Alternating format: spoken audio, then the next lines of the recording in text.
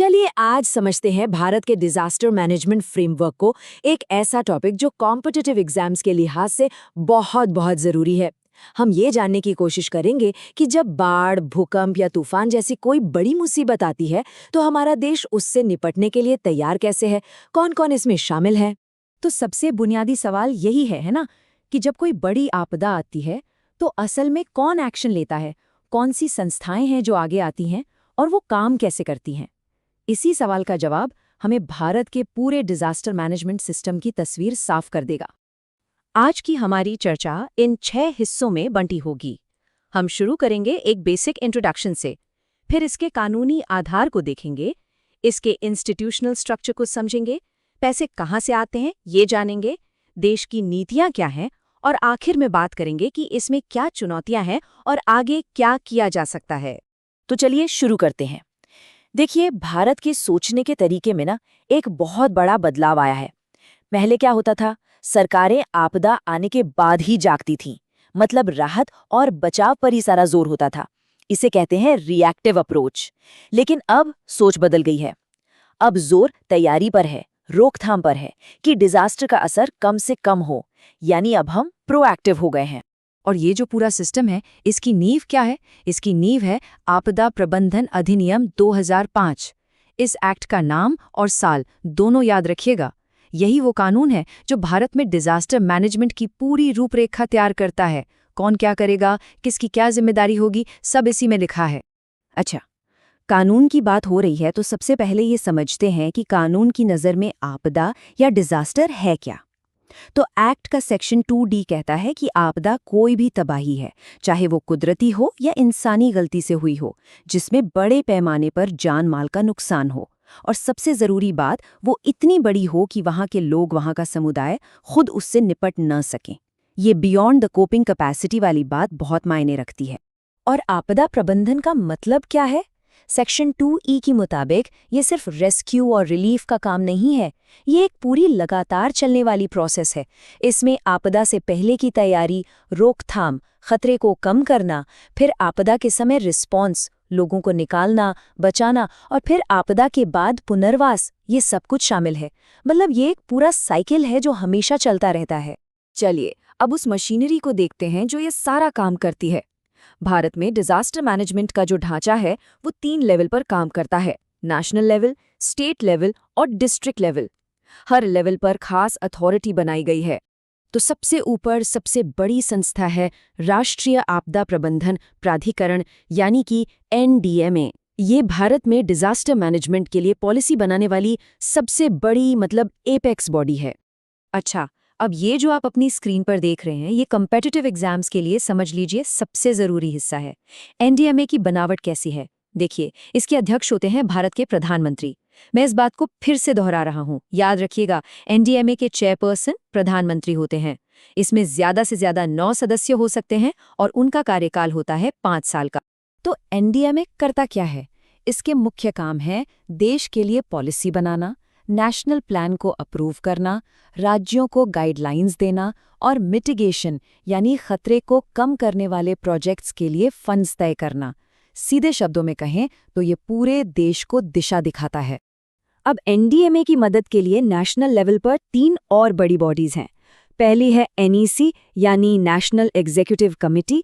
इसे हेड करते हैं यूनियन होम सेक्रेटरी और इसका काम है कोऑर्डिनेशन और मॉनिटरिंग। दूसरी है NIDM यानी national institute of disaster management. इसके अध्यक्ष केंद्रीय गृह मंत्री होते हैं और ये ट्रेनिंग और कैपेसिटी बिल्डिंग पर काम करता है। और तीसरी, जिसे हम सब जानते हैं, NDRF national disaster response force, जो जमीन पर रेस्क्यू का असली काम करती है। अब नेशनल लेवल से नीचे आते हैं। हर राज्य में होती है SDMA यानी स्टेट डिजास्टर मैनेजमेंट अथॉरिटी, जिसके अध्यक्ष होते हैं उस राज्य के मुख्यमंत्री। और फिर जमीनी स्तर पर हर जिले में होती है DDMA यानी डिस्ट्रिक्ट डिजास्टर मैनेजमेंट अथॉरिटी, जिसे हेड करते हैं डिस्ट्रिक्ट कलेक्टर या DM। ये हायरार्की एग्जाम्स के लिए बहुत जरूरी है। नेशनल लेवल पर PM, स्टेट पर CM और डिस्ट्रिक्ट में DM। अब इतने बड़े सिस्टम को चलाने के लिए पैसा तो चाहिए, है ना? तो अब देखते हैं कि डिजास्टर मैनेजमेंट के लिए पैसा आता कहाँ से है। इसके लिए कुछ खास फंड्स बनाए गए हैं। मोटे तौर पर 2 तरह के फंड हैं जो अभी काम कर रहे हैं। पहला है नेशनल डिजास्टर रिस्पांस फंड या एनडीआरएफ, जिसे केंद्र सरकार देखती है। जब कोई बहुत बड़ी आपदा आती है तो इमरजेंसी में इसी फंड से पैसा दिया जाता है। दूसरा है स्टेट डिजास्टर रिस्पांस फंड या एसडीआरएफ। ये राज्यों के पास होता है ताकि वो फौरन राहत का काम शुरू कर सकें। एक तीसरा fund national disaster mitigation fund भी प्रपोज्ड है, लेकिन वो अभी तक बना नहीं है। तो हमने कानून देख लिया, संस्थाएं देख ली। अब बात करते हैं उन पॉलिसीज और प्लान्स की जो इस पूरे सिस्टम को गाइड करते हैं, और साथ ही ये भी देखेंगे कि इस मामले में दुनिया में भारत का क्या रोल है। ये टाइमलाइन भारत की पूरी जर्नी को दिखाती है। देखिए, 2005 में कानून बना, फिर 2009 में पहली बार एक नेशनल पॉलिसी आई, 2016 में एक डिटेल्ड नेशनल प्लान बनाया गया, और 2019 तक आते आते भारत ने सीडीआरआई को लीड करके दुनिया के सामने एक ग्लोबल लीडर की भूमिका निभाई। जो 2016 का नेशनल डिजास्टर मैनेजमेंट प्लान यानी एनडीएमपी है ना, वो एक गेम चेंजर था। क्यों? क्योंकि वो डिजास्टर मैनेजमेंट को टुकड़ों में नहीं देखता। जैसा कि आप इस चक्र में देख सकते हैं, ये आपदा से पहले की तैयारी, फिर रिस्पॉन्स और फिर रिकवरी यानी पूरे साइकिल को कवर करता है। ये एक 360 डिग्री अप्रोच। और एक और मजेदार बात यह है कि भारत का ये नेशनल प्लान सेंडाई फ्रेमवर्क से जुड़ा हुआ है। सेंडाई फ्रेमवर्क क्या है? ये एक ग्लोबल अग्रीमेंट है जो आपदा के जोखिम को कम करने पर जोर देता है। इसकी ये 4 प्राथमिकताएं हैं। पहले तो रिस्क को समझो, फिर गवर्नेंस को बेहतर करो, रिस्क कम करने में पैसा लगाओ और तैयारी ऐसी करो कि आपदा के बाद और बेहतर निर्माण हो सके। हमने एक बहुत मजबूत ढांचा तो बना लिया है, लेकिन ऐसा नहीं है कि सब कुछ परफेक्ट है। इसमें कुछ कमियां और चुनौतियां भी हैं। अब हम उन मुद्दों को देखेंगे जो पार्लियामेंट की कमेटियों और ऑडिट रिपोर्ट्स में सामने आए हैं। एक बहुत बड़ी और गंभीर समस्या है फंड्स का गलत इस्तेमाल। ऑडिट में ये बात सामने आई है कि कुछ राज्यों ने आपदा के लिए मिले पैसे को उन कामों में खर्च कर दिया जिसकी इजाजत ही नहीं थी। ये वाकई एक चिंता की बात है। फंड्स के गलत इस्तेमाल के अलावा भी कई दिक्कतें हैं, जैसे खतरे को कम करने के लिए जो मिटिगेशन फंड बनना था वो आज तक नहीं बना। एनईसी जैसी जरूरी कमेटी की बैठकें टाइम पर नहीं होती। टेक्नोलॉजी के प्रोजेक्ट्स में देरी हो रही है। एनडीआरएफ में स्टाफ की कमी है।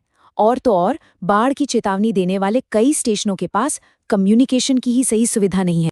तो अब आगे क्या करना चाहिए? 2 बातें सबसे जरूरी हैं। पहली, डिजास्टर रिस्क रिडक्शन को डेवलपमेंट का हिस्सा बनाना।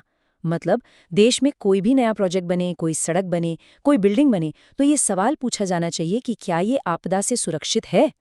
और दूसरी बात, डिजास्टर मैनेजमेंट में महिलाओं की भागीदारी को और बढ़ाना, क्योंकि आपदा का सबसे ज्यादा असर उन्हीं पर पड़ता है और वो समाधान का एक अहम हिस्सा भी है।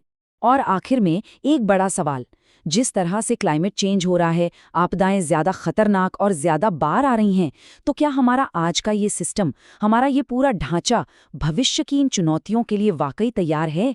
ये एक ऐसा सवाल है जिस पर हम सबको सोचने की जरूरत है।